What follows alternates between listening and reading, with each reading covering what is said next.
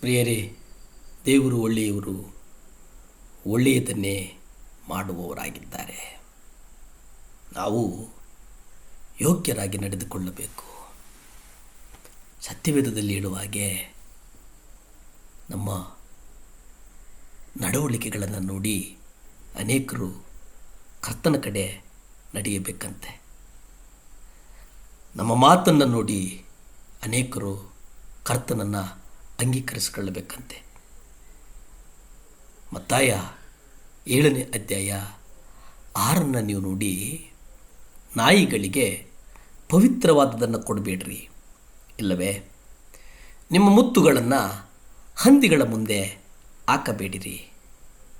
ಹಾಕಿದರೆ ಅವುಗಳನ್ನು ತುಳಿದು ಬಿಟ್ಟು ಮತ್ತೆ ತಿರುಗಿಕೊಂಡು ನಿಮ್ಮನ್ನು ಹರಿದು ಬಿಟ್ಟಾವು. ಇನ್ನೊಂದು ಟ್ರಾನ್ಸ್ಲೇಷನ್ ಹೇಳ್ತದೆ, ದೇವರ ವಸ್ತುಗಳನ್ನು ನಾಯಿಗಳಿಗೆ ಹಾಕಬೇಡಿ, ನಿಮ್ಮ ಮುತ್ತುಗಳನ್ನು ಹಂದಿಗಳ ಮುಂದೆ ಚೆಲ್ಲಬೇಡ್ರಿ. ಚೆಲ್ಲಿದರೆ ಅವು ಕಾಲಿಂದ ತುಳಿದು ಅವು ನಿಮ್ಮನ್ನು ಸೀಳಿಬಿಡ್ತವೆ. ನಾವು ಇದನ್ನು ಬಹಳ ಗಂಭೀರವಾಗಿ ತೆಗೆದುಕೊಂಡು ಧ್ಯಾನ ಮಾಡುವುದಾದರೆ, ನಾವು ಯಾರಿಗೆ ಏನು ಹೇಳಬೇಕೆನ್ನುವ ವಿಷಯದಲ್ಲಿ ಜ್ಞಾನಿಗಳಾಗಿರಬೇಕೆಂದು ಇಲ್ಲಿ ಯೇಸುವು ನಮಗೆ ಕಲಿಸಿಕೊಡ್ತಾ ಇದ್ದಾರೆ. ವಿಸ್ಡಮ್, ಜ್ಞಾನ ಅನ್ನುವಂಥದ್ದು ಕರ್ತನಿಂದ ಬರುವಂಥದ್ದು. ಶಾಲೋಮೋನನ ಆ ಜ್ಞಾನವನ್ನು ಕಂಡು ಹತ್ತಿರ ಸಾವಿರಾರು ಮೈಲಿಗಳಿಂದ ಒಬ್ಬ ಹೆಣ್ಣು ಮಗಳು ಆತನನ್ನು ನೋಡಿ ಮಾತನಾಡಿಸೋಕೆ ಬರ್ತಾಳಂತೆ. ಜ್ಞಾನೋಕ್ತಿಗಳು 26:4 ನೀವು ನೋಡಿ, ಮೂಢನ ಮೂರ್ಖತನಕ್ಕೆ ತಕ್ಕಂತೆ ಉತ್ತರಿಸಬೇಡ, ಇಲ್ಲವಾದರೆ ನೀನು ಅವನಿಗೆ ಸಮಾನನಾದಿಯೇ. ನಾವು ಭಾಳ ಬೇಗ ರಿಯಾಕ್ಟ್ ಆಗಿಬಿಡ್ತೇವೆ, ಭಾಳ ಬೇಗ. ಆದರೆ ಇಲ್ಲಿ ದೇವರು ಏನು ಹೇಳ್ತಾರಂದರೆ, ಮೂಢನ ಮೂರ್ಖತನಕ್ಕೆ ತಕ್ಕಂತೆ ಉತ್ತರಿಸಬೇಡ. ನಾವು ಒಬ್ಬ ಮೂಢನ ಮೂರ್ಖತನಕ್ಕೆ ತಕ್ಕಂತೆ ಉತ್ತರ ಕೊಡಬಾರದೆಂದು ನಮಗೆ ತಿಳಿಸಲಾಗಿದೆ. ಸತ್ಯಕ್ಕೆ ಬೆಲೆ ಕೊಡದಿರುವ ಜನರಿಗೆ ನಾವು ಸತ್ಯವನ್ನು ನೀಡಬಾರದು. ಇದೇ ಕಾರಣಕ್ಕಾಗಿ ನಾವು ಜನರೊಂದಿಗೆ ಮಾತನಾಡುವಾಗ ನಮ್ಮ ಜ್ಞಾನವು ಅವಶ್ಯವಾಗಿದೆ. ನಾವು ಪ್ರತಿಯೊಬ್ಬರಿಗೂ ಒಂದು ಪೂರ್ವ ನಿಯೋಜಿತ ಸಂದೇಶವನ್ನು ಕೊಡಬಾರದು.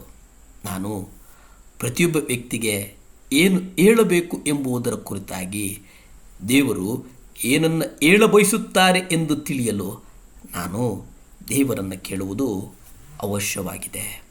ಯೇಸು ಇದೇ ರೀತಿ ಜೀವಿಸಿದನು ಮತ್ತು ನಾವು ದೇವರ ವಾಕ್ಯದ ಯಾವುದೇ ವಚನವನ್ನು ಅರ್ಥ ಮಾಡಿಕೊಳ್ಳಲು ಪ್ರಯತ್ನಿಸುವಾಗ ಯೇಸುವಿನ ಮಾದರಿಯನ್ನು ಗಮನಿಸಬೇಕು. ಯೇಸುವಿನ ಮಾದರಿ ನಮಗೆ ಬಹಳ ಮುಖ್ಯ. ಯೆಶಾಯ 50ನೇ ಅಧ್ಯಾಯ 4 ನೀವು ನೋಡಿ,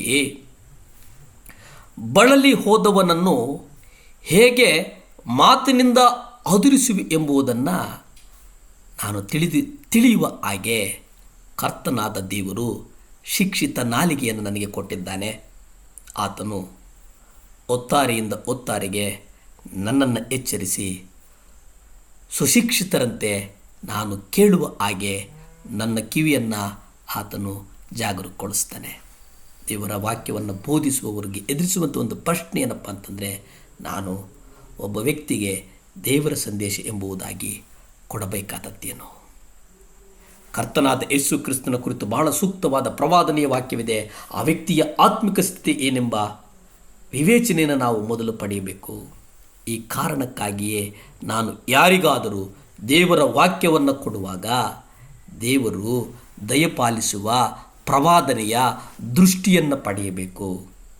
ದೇವರ ವಾಕ್ಯವನ್ನು ಕೊಡುವುದು ಪ್ರಾಕೃತಿಕ ಕಾರ್ಯವಲ್ಲ, ಅದು ಆತ್ಮಪ್ರೇರಿತ ಕಾರ್ಯವಾಗಿದೆ. ಅದು ಬಹಳ ಮುಖ್ಯ. ಆತ್ಮಪ್ರೇರಿತವಾಗಿರುವಂಥದ್ದು ಅದು ಬಹಳ ಸ್ಪಷ್ಟ ಮತ್ತು ನಿಚ್ಚಳವಾಗಿರುತ್ತದೆ, ನಿರ್ಮೂಲವಾಗಿರುತ್ತದೆ. ಪ್ರಾರ್ಥಿಸಿಕೊಳ್ಳೋಣ. ಭೂಮಿ ಆಕಾಶಗಳನ್ನು ಉಂಟು ಮಾಡಿದಂಥ ಸರ್ವಶಕ್ತನಾದಂಥ ದೇವರ ಸ್ತೋತ್ರಪ್ಪ. ಅಪ್ಪ, ಸಹಾಯ ಮಾಡು ಸ್ವಾಮಿ. ಮಕ್ಕಳಿಗಾಗಿ ಬೇಡುತ್ತೇನೆ ಸ್ವಾಮಿ. ದೇವರೇ ಅಪ್ಪ, ಅನೇಕ ಮಕ್ಕಳು ಸ್ವಾಮಿ ನಿಮ್ಮನ್ನು ಅಂಗೀಕರಿಸಿ ಸೇವೆ ಬರದೆ ಮರೆತು ಬಿಟ್ಟಿದ್ದಾರೆ ಸ್ವಾಮಿ. ಅಪ್ಪ, ಆ ಮಕ್ಕಳ ಹೃದಯದಲ್ಲಿ ನೀವು ಮಾತನಾಡಿ ಸ್ವಾಮಿ. ಆ ಮಕ್ಕಳ ಕಲ್ಲಾದ ಹೃದಯಗಳ ಮೇಲೆ ನಿಮ್ಮ ರಕ್ತ ಸುರಿಸು. ಮಕ್ಕಳನ್ನು ಆಶೀರ್ವದಿಸಪ್ಪ, ಮಕ್ಕಳನ್ನು ಬಲಪಡಿಸು. ಯೇಸುವಿನ ನಾಮದಲ್ಲಿ ಬೇಡ್ತೇನೆ ತಂದೆ, ಆಮೆನ್.